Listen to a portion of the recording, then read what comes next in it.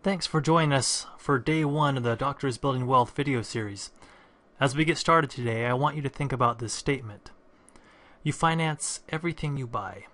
You either pay interest to someone else, or you give up interest you could have earned elsewhere. There are no exceptions. The wealth building strategy you're going to learn today goes by a few different names. Some call it bank on yourself, others call it the infinite banking concept, but it simply involves learning how to control the banking equation to your own benefit. What is the banking equation and why is controlling it going to help you build wealth?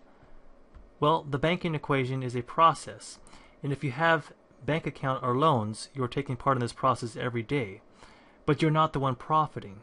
Let me explain the banking equation a little further. We all know that banks are extremely profitable, and there are two basic ingredients they need to make a profit. If either of these are missing, the bank will go out of business. First, they need someone like you to put your paycheck in the bank, so they need a depositor. To get you to put your money in their bank, they offer you a little incentive in the form of interest. Let's say 1%. Second, they need someone to borrow the money that you have left sitting in the bank and pay the money back with interest. So they advertise and convince your neighbor John they have the best car loan terms available, perhaps 5%. Now John goes through the process of qualifying for the loan so they know he is capable of paying the loan back. Now when John pays his loan, the bank takes the 5% and gives you the depositor 1%, and then they keep 4% for the shareholders. Of course, a portion of this also goes to overhead. Without both depositors and borrowers that pay their loan payments, a bank cannot survive. As you watch this video, I imagine you have at least one car, probably two. When you bought your car, you either saved in a savings account or a CD until you had enough money to buy your car. Or if you're like most people, you saw the great rate offered by the bank and took out a car loan. You were either the saver or the borrower we just talked about. As a consumer, each of these methods have a cost associated.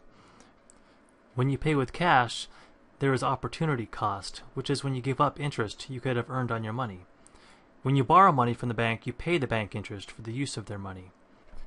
Now I'm going to show you an example of an individual, let's call him Dr. Smith, who has decided he is going to pay cash for all of his family's cars, because he has been taught all of his life to pay cash for everything. Well, let's take a look and see what the opportunity cost is going to be over a 30-year period. For this example, let's assume Dr. Smith is a young doctor, age 35, and that he has not saved in the past. He realizes the importance of starting as young as possible, however, and decides to put away $24,000 a year until age 65. The rate of return we'll use is going to be 4% on his savings over the next 30 years. Now take a look at what his savings will grow to if he doesn't touch the money. It's over here on the right over here, $1.4 million.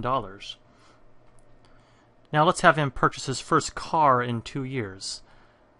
So we'll put the year of first purchase 2 years from now. And every 4 years we will assume he will purchase another car.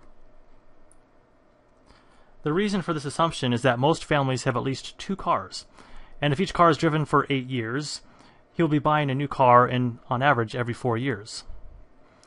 Now let's assume the purchase price of each car will be at least $36,000, and the sales tax, let's say, is 7%.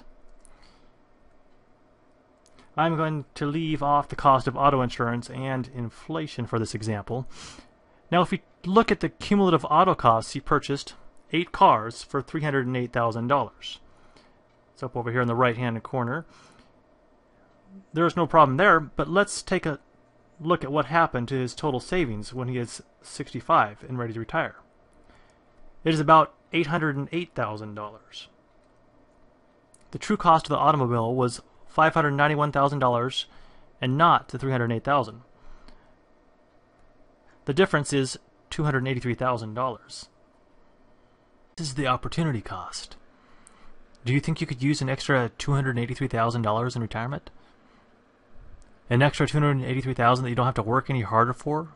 That you don't have to give up your family vacations to earn?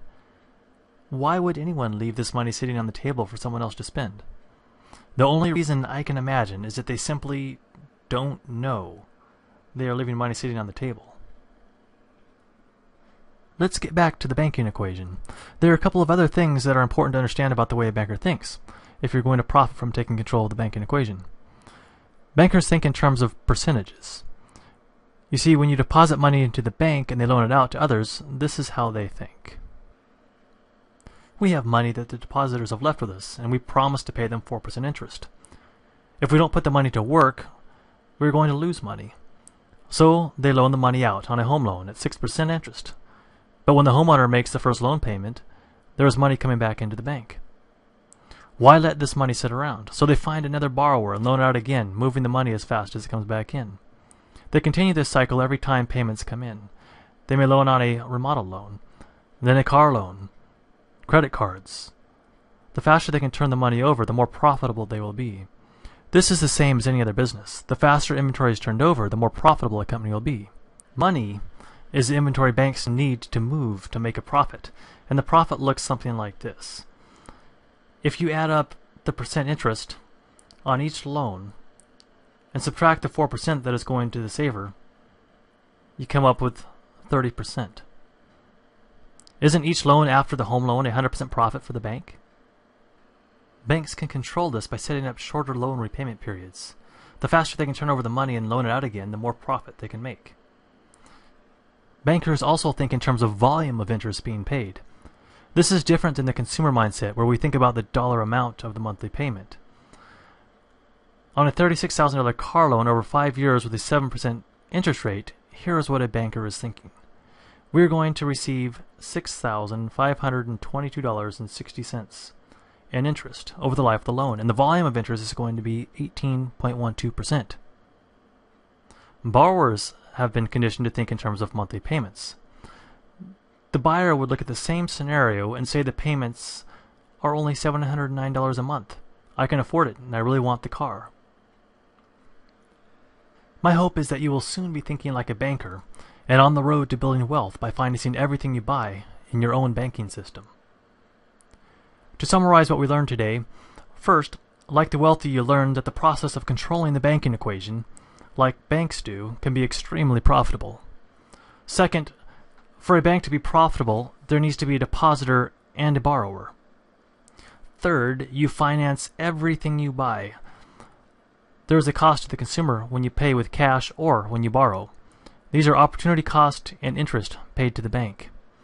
And finally, you learned that if you learn to think in terms of volume of interest and velocity of money flow, you will increase your profits when you take control of the banking equation.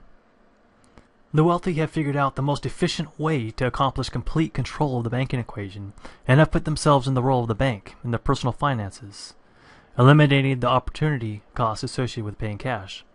In tomorrow's video, I'll introduce you to the vehicle the wealthy use to set up their own banking system so that they can control and profit from the banking equation.